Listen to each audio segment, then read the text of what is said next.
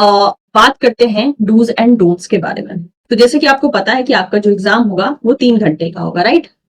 3 hours का होगा, सभी को पता है।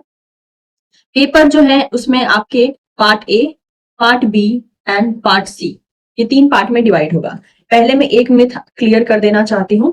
जैसे कि अभी मेरे पास रीसेंट कुछ ऐसे मेल्स आ रहे हैं कि मैम क्या हर एक सेक्शन में अलग से नंबर लेकर पास होना मैंडेटरी है? क्या अगर हम कोई एक सेक्शन अवॉइड करते हैं तो क्या हम एग्जाम क्लियर नहीं कर पाएंगे? स्पेशली बच्चों का डाउट होता है कि अगर हम पार्ट ए को एक तरीके से अटेम्प्ट ना करें क्योंकि उन्होंने पार्ट ए की तैयारी नहीं की है, तो क्या खाली पार्ट बी और पार्ट सी किसमें अगर अच्छी स्कोरिंग हो जाए तो क्या एग्जाम क्लियर नहीं हो सकता? तो इस मिथ का मैं जवाब देना चाहूंगी कि ऐसा कोई मैंडेटरी रूल नहीं है कि आपको पार्ट ए अटेंड नहीं करे तो आपका एग्जाम क्वालिफाई नहीं होगा। क्योंकि पार्ट ए को आप हटा देते हैं ना, तो आपके पास 170 मार्क्स का अटेम्प्ट बच जाता है जो कि आप part B and part C में से लेते हैं, और 30 मार्क्स का लगभग पार्ट ए आता है। तो ऐसा नहीं है कि पार्ट ए अटेंड नहीं करेंगे तो आपको एग्जाम से डिस्क्वालीफाई कर दिया जाएगा, नहीं। पार्ट बी पार्ट सी में भी अच्छी स्कोरिंग अगर आप करते हैं, जैसे 170 का अटेम्प्ट होगा ना टोटल आपका, क्योंकि आप 30 मार्क्स का अटेंड ही नहीं करो तो आपके लिए तो आप पेपर 200 का रहा ही नहीं, तो उसमें से भी अगर आप 125 प्लस अपनी फाइनल स्कोरिंग कर लेते हैं तो आपका एग्जाम क्वालिफाई हो जाएगा। तो ऐसा कोई मैंडेटरी नहीं है कि हाँ भाई आपके अच्छे नंबर आ रहे हैं लेकिन फिर भी आपने पार्ट ए नहीं किया है तो आपको क्वालिफाई नहीं माना जाएगा, ऐसा कोई रूल नहीं है। यानी कि पर सेक्शन क्वालिफाई होना ऐसा कोई रूल है ही नहीं सीएसआईआर में। आपको ओवरऑल तीनों पार्ट मिला के क्वालिफाई करना होता है। अब आपकी मर्जी है भाई, अगर आपने पार्ट ए तैयारी की है तो पार्ट ए से क्वेश्चन अटेंड कीजिए, नहीं तैयारी की है तो आप उसको एलिमिनेट कर सकते हैं। फाइनल एम होना चाहिए भाई, कोई भी पार्ट अटेंड करें हम, हमारे नंबर ऐसे बनने चाहिए कि एग्जाम क्वालिफाई हो जाएगा, ठीक है। और ये जो 125 प्लस जब मैंने बोल ही दिया तो बता देती हूँ, ये है सेफ साइड स्कोरिंग, यानी कि नेगेटिव को एलिमिनेट करके इतने नंबर आपके बनने चाहिए सेफ साइड के लिए। यानी कि अगर आप सारे नेगेटिव, आपने क्वेश्चन गलती भी की है तो उसके बावजूद भी अगर आप कैलकुलेट करते हैं तो आपके 120 प्लस या 125 प्लस मार्क्स आ रहे हैं, तो 100% श्योरिटी है कि कट ऑफ कैसा भी चला जाए आपका आपका जो एग्जाम है वो क्वालिफाई हो ही जाएगा, ठीक है। अब आप बोलोगे मैम इससे 5 नंबर कम ला दे, 10 नंबर कम ला दे, तो ये टोटली वैरी करता है, वो भी है। लेकिन क्या होता है कि 5-10 नंबर के डिफरेंस में ना कहीं आप बॉर्डर लाइन पे चले आते हो, कहीं कट ऑफ अगर हाई चला गया तो वहां पे इश्यू हो जाता है, राइट। तो इन सबको अवॉइड करने के लिए हम लेकर चलते हैं। और ये क्या है, ये एक रॉ मार्क्स है। I am not talking about percentile, percentile जितनी भी बने इट डजेंट मैटर, क्योंकि स्कोर आप परसेंटाइल नहीं कर रहे हो, आप हाथ से जो नंबरिंग या जो क्वेश्चन पिक कर रहे हो उससे आपके रॉ स्कोर्स जो है एक तरीके से अचीव हो रहे हैं। परसेंटाइल में तो उनको कन्वर्ट किया जाता है, डिपेंडिंग है कितने स्टूडेंट बैठे, कितने रजिस्ट्रेशन किया, XYZ चीजों पे, ठीक है। तो 125 marks out of what, out of 200, 200 में से आपके 125 प्लस बनने चाहिए रॉ स्कोर। तो फोकस इसी पे करना चाहिए। बच्चा कहता है मैम मेरे इस बार जो है 89 परसेंटाइल बने हैं, इसको 90 से अबव लाने के लिए क्या करें? तो परसेंटाइल सिस्टम कुछ भी करके आपको आपके रॉ मार्क्स नहीं बताता है, तो बेटर है कि परसेंटाइल पे ध्यान ना देकर आप रॉ स्कोर पे ध्यान दीजिए। रॉ स्कोर हाईएस्ट है तो ऑटोमेटिकली परसेंटाइल आपका हाईएस्ट चला जाएगा, ठीक है। तो ये चीज क्लियर रखिए कि 125 प्लस मार्क्स आउट ऑफ 200 अगर आप स्कोर करते हैं तो सेफ साइड में चले जाएंगे, और 100% चांस हो जाता है कि आपका जो JRF है वो कंफर्म हो जाएगा, क्योंकि आज तक इतनी हाई कट ऑफ कभी गई नहीं है कि आप 125 स्कोर कर रहे हैं फिर भी आपका क्वालिफाई ना हो, राइट। ये हो गया। दूसरा ये चीज है कि जब आप part A, part B, part C जब अटेंड कर रहे हैं तो कितने ही स्टूडेंट के क्वेश्चंस होते हैं कि मैम सबसे पहले स्टार्ट क्या करें, ठीक है, सबसे पहले कौन सा पोर्शन हम स्टार्ट करें। तो मैं आपको बता दूं, अगर स्टार्ट की बात करें तो 2 ऑप्शन होते हैं यहाँ पे, या तो आप पार्ट सी से स्टार्ट कर सकते हो या तो पार्ट बी से स्टार्ट कर सकते हो। आई विल सजेस्ट, अगर आपकी मेमोरी की प्रॉब्लम है, यानी कि आप मान लीजिए जो भी आप पढ़े हैं वो अगर आपको याद रखने में प्रॉब्लम होती है, मतलब कि कुछ कुछ स्टूडेंट होते हैं ना कि सॉरी,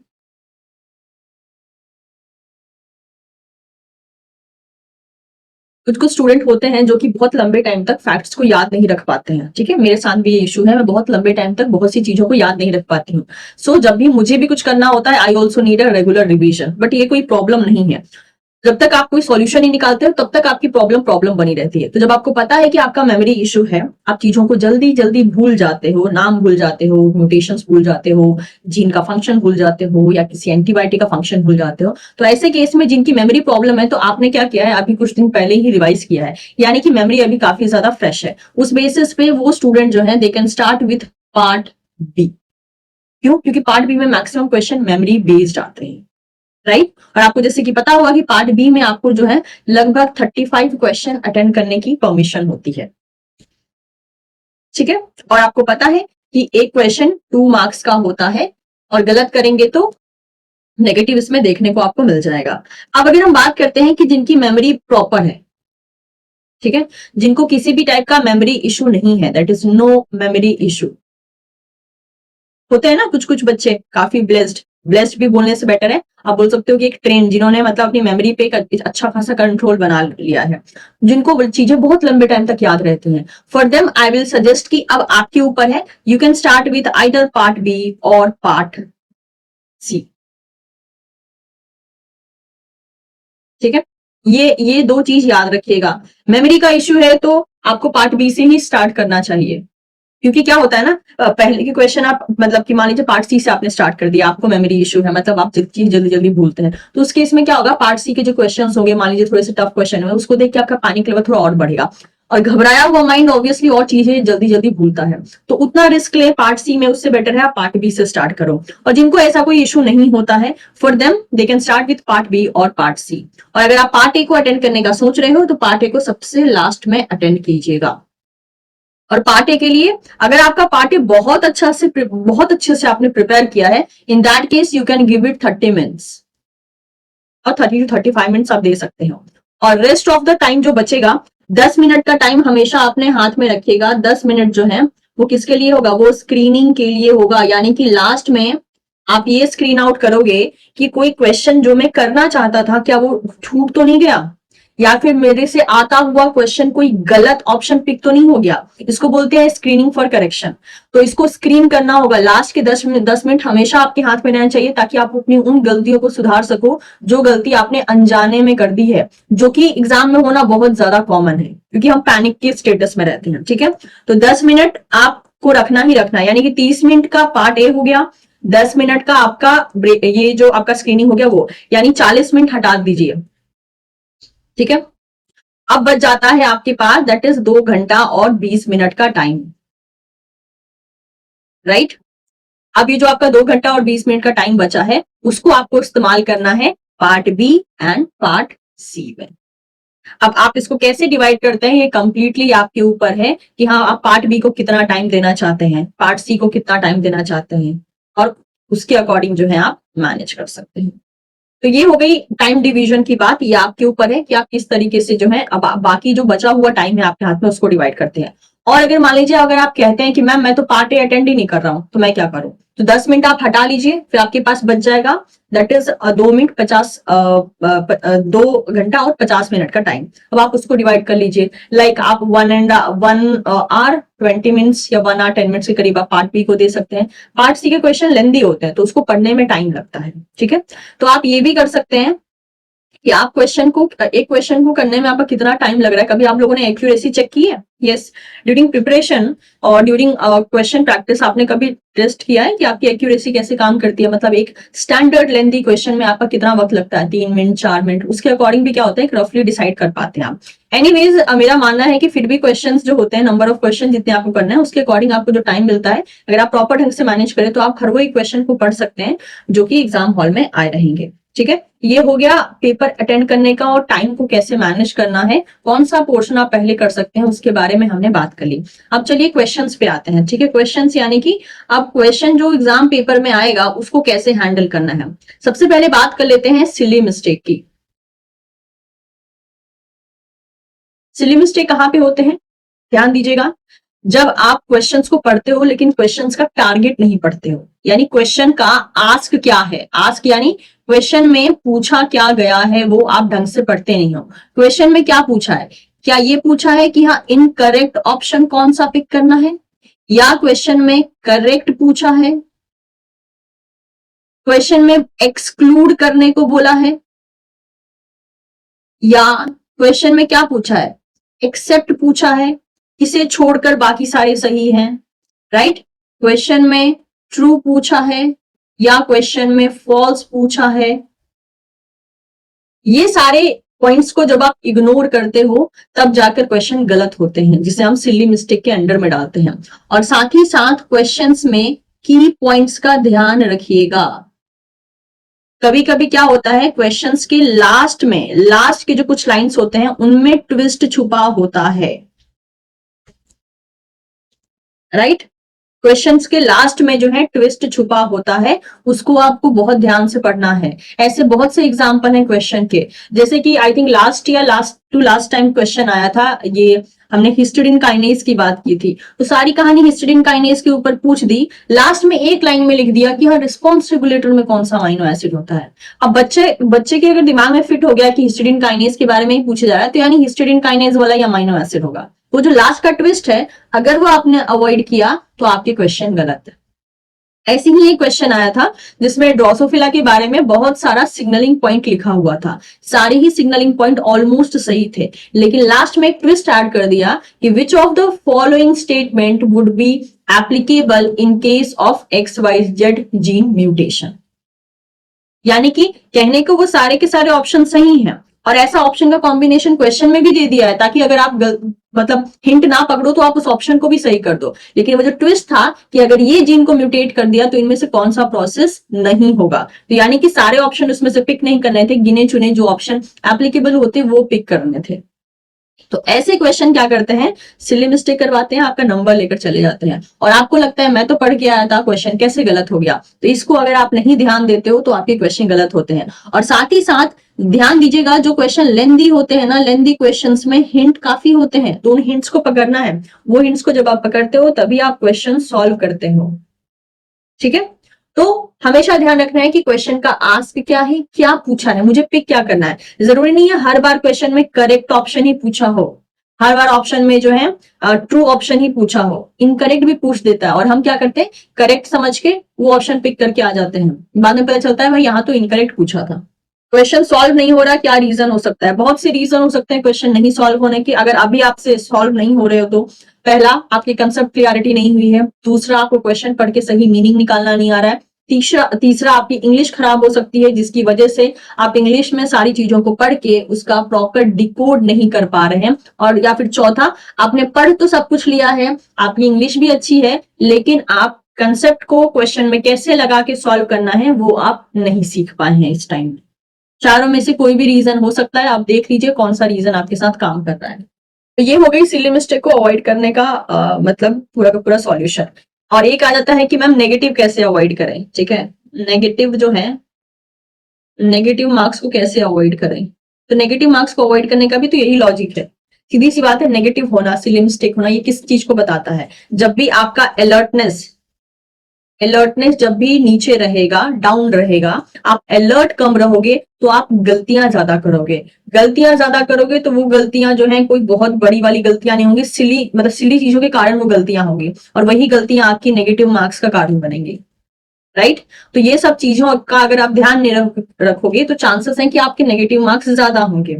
और दूसरा, ऐसे क्वेश्चंस को अवॉइड कीजिएगा जिसमें बहुत ज्यादा कंफ्यूजन आ रहे हैं, कोशिश कीजिएगा उसको ऐसे क्वेश्चन से रिप्लेस करने की जिसमें आपकी श्योरिटी ज्यादा है। ओके, अगला अगर बात करते हैं तो आपको सबसे पहले उन मतलब कि पार्ट बी या पार्ट सी जिससे भी आप स्टार्ट कर रहे हैं, कोशिश कीजिएगा कि स्टार्टिंग में उस टाइप के क्वेश्चंस को आप सॉल्व करें जो क्वेश्चन आपके प्रिपेयर्ड यूनिट से आए हैं, ठीक है। यानी कि अगर सीधी सी बात है, अगर आपने लेट सपोज टेक्निक्स यूनिट आपने मतलब कि एक तरीके से तैयारी नहीं की है, तो उस टाइप के क्वेश्चंस को स्टार्टिंग में अटेंड ही नहीं करना है। ऐसे क्वेश्चंस पे आपको अपनी नॉलेज तब अप्लाई करने हैं जब आपके पास लास्ट में एक अच्छा खासा टाइम आपके पास बचा हो। तो शुरुआत में उन्हीं यूनिट से क्वेश्चन शुरू करना है, या उन्हीं यूनिट से क्वेश्चन पिक करने हैं जो यूनिट को आपने तैयारी में रखा है। अगर यूनिट 2 तैयारी में रखा है, 4, 5, 6, 7, तो ऐसे क्वेश्चन, इस यूनिट के क्वेश्चन जैसे जैसे आप एक एक क्वेश्चन आगे बढ़ेंगे आपको आइडिया मिलेगा कि हाँ भाई, पहले ही लाइन पढ़ते ही समझ में आ जाता है कि किस यूनिट का क्वेश्चन है, या फिर एक बार ऑप्शंस को ध्यान से देख लो तो समझ में आ जाता है कि किस यूनिट के क्वेश्चन है। तो उस केस में जो है आप एक तरीके से मतलब उन क्वेश्चंस को सेलेक्ट कर सकते हैं जो आपके पढ़े हुए यूनिट से आए हैं, ठीक है। करेक्ट हो जाता है। देखिए रिव्यू वाले में दो केस है, रिव्यू जो आप क्वेश्चन रिव्यू में रखते हो ना, तो उसमें दो केस होता है, एक होता है मार्क्ड एंड रिव्यू, और एक को आप ओनली रिव्यू में रखते हो, उसको मार्क नहीं किया है आपने। तो आप रिव्यू से हटाइए या ना हटाइए, ये जो क्वेश्चंस है ये मतलब कि इवेलुएट कर लिया जाता है, मतलब कि इसको मतलब मान्य कर दिया जाएगा, यानी इसको मान लिया जाएगा। आपने क्योंकि आपने मार्क कर दिया है, आपने रिव्यू का मतलब क्या हो गया कि आप उस पर फिर से एक बार सोचना चाहते हो, लेकिन आपने आंसर मार्क कर दिया है, तो उस केस में इस क्वेश्चन को इवैल्यूएट कर लिया जाएगा। मतलब कि सीएसआर इस क्वेश्चन को चेक करेगा, सही होगा तो मार्क्स देगा, गलत होगा तो नेगेटिव कर देगा। और जिस क्वेश्चन पे आपने ओनली रिव्यू किया है, क्योंकि उसमें आपने मार्क नहीं किया यानी आंसर टिक नहीं किया है, तो इसको इवैल्यूएट नहीं किया जाएगा, दैट इज नो इवैल्यूएशन। कैसे इवैल्यूएट कोई करेगा, सोचिए ना, आपने तो ऑप्शन ही मार्क नहीं किया है। ठीक है, तो ये दो चीजें होती हैं।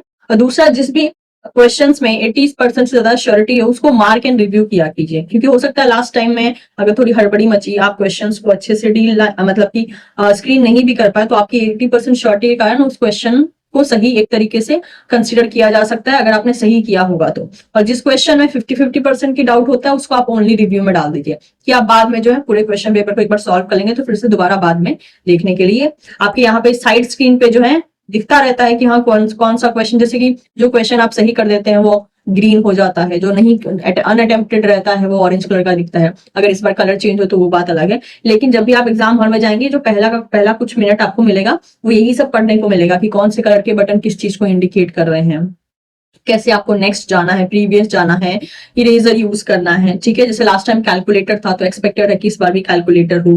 टाइमर आपकी स्क्रीन पे चलता है, तो उससे आपको एक एक मिनट का अपना हिसाब किताब मिलता रहता है कि हाँ कैसे किस तरीके से जो है आप टाइम रेगुलेट कर सकती हैं। पार्ट बी है, पार्ट बी में आपको 35 क्वेश्चन अटेंड करने हैं। ठीक है, पार्ट सी में आपको 25 क्वेश्चन अटेंड करने होते हैं। तो अगर आपने 35 क्वेश्चन अटेंड कर दिया है ऑलरेडी, लेकिन आपके पास कुछ और भी ऐसे क्वेश्चन आ गए हैं जो कि बहुत इजी हैं और आप उसके लिए ज्यादा श्योर हो, 100% श्योर हो, लेकिन आपने पहले पार्ट बी में कुछ ऐसे क्वेश्चन सॉल्व किए थे जिसके लिए आपकी श्योरिटी कम है, तो बेटर होगा उस क्वेश्चन को इरेज करके आप अगला वाला क्वेश्चन करो जिसमें आपकी श्योरिटी ज्यादा है। Always go for those question जिसमें आपके पास श्योरिटी ज्यादा है।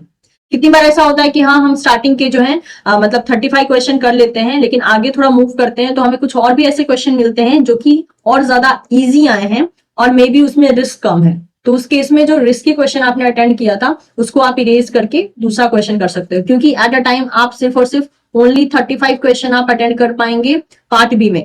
एक्स्ट्रा एक भी क्वेश्चन क्लिक नहीं होगा, बार बार आपको नोटिफिकेशन आएगा आपके स्क्रीन पे कि हाँ कोई और क्वेश्चन को आप इरेज कीजिए, तभी आप अगला वाला अटेंड कर पाएंगे। एक प्रॉपर कैलकुलेशन अपने पास हमेशा रखिएगा। और दूसरा ये आता है कि रिस्क कब लें। रिस्क यानी कि ऐसे क्वेश्चंस को भी अटेंड करना जिसके लिए श्योरिटी ज्यादा नहीं है अपने पास, तो रिस्क आप तभी लें जब आपका मार्क्स क्वालिफाइंग रेंज में नहीं आ रहा हो। ठीक है, तो मैं यहाँ पे कैटेगरी वाइज बात नहीं कर रही हूँ। मान लेते हैं कि एक स्टैंडर्ड जो नंबर है जिसमें कि आप क्वालिफाई हो सकते हो, वो नंबर आपके अचीव नहीं हो रहे हैं। तो जैसे कि अगर हम बात करें कि 125 मार्क्स आपका टारगेट है कि मैं सेफ साइड के लिए स्कोरिंग कर लूं, ठीक है, तो ये क्या होगा, ये स्कोर्ड नंबर है। और एक होता है अटेम्प्ट देना, कि मे भी मैंने शायद 150 मार्क्स का अटेम्प्ट दिया है, मतलब 150 मार्क्स स्कोर करने लायक क्वेश्चन किए हैं, उससे नेगेटिव हुए हैं और नेगेटिव होके तब जाके मेरे 125 प्लस मार्क्स बने हैं। ऐसा नहीं है कि 125 की अगर जरूरत है तो आप 125 लाइक ही क्वेश्चन करके आओगे, ऐसा करोगे और सोचिए 2 क्वेश्चन भी गलत हो गया तो 10 नंबर तो वहीं चले जाएंगे। अगर पार्ट सी में से गलत हो गया तो 4-4 मार्क्स गलत होने के चले गए और एक एक मार्क्स नेगेटिव करने के काट लिए जाएंगे, तो 10 मार्क्स तो ऐसे ही चले जाएंगे, तो ये ऑटोमेटिकली जो है आपका 115 पे पहुंच जाएगा। तो हर एक टाइप की प्लानिंग करके तब आपको रिस्क लेना होता है। स्कोरिंग ऑब्वियसली अटेम्प्ट जितना करते हैं उससे कम ही जाती है। तो जिन बच्चों के अच्छे नंबर बन रहे, जैसे मान लीजिए किसी ने 140 अटेंड कर दिया, 150 का अटेंड कर लिया है बहुत श्योर होके, उसके बाद बेटर होगा कि वो बच्चा और क्वेश्चन करने का रिस्क ना ले अगर उसके क्वेश्चंस पे उसकी श्योरिटी नहीं है तो। और अगर ऐसा स्टूडेंट है जिसके लगभग 40 स्कोर हो रहे हैं या फिर 50 स्कोर हो रहे हैं, तो इतने मार्क्स में तो कुछ नहीं होने वाला है, सीएसआर क्वालिफाई नहीं होगा। तो बेटर है आप अपना बेस्ट लगाइए और जितने क्वेश्चंस में आपकी पॉसिबिलिटी बन रही है, क्योंकि इतने नंबर लेके भी आप क्या ही कर लोगे, कुछ नहीं होगा, तो बेटर है आप कुछ क्वेश्चंस कीजिए, रिस्क लीजिए और ऐसे ऐसे क्वेश्चंस बनाइए जिससे कि मे बी ये मार्क्स थोड़ा सा इंक्रीज हो। ज्यादा से ज्यादा बुरा कंडीशन क्या होगा कि इसमें भी नेगेटिव हो जाएगा, बट दैट इज फाइन, इतने नंबर लेके भी कुछ नहीं होगा, तो नेगेटिव नेगेटिव ही करके एटलीस्ट रिस्क तो लिया जाए किसी क्वेश्चन पे। तो आपको डिसाइड करना पड़ेगा कि रिस्क कहाँ पे लेना है और कहाँ पे अवॉइड करना है।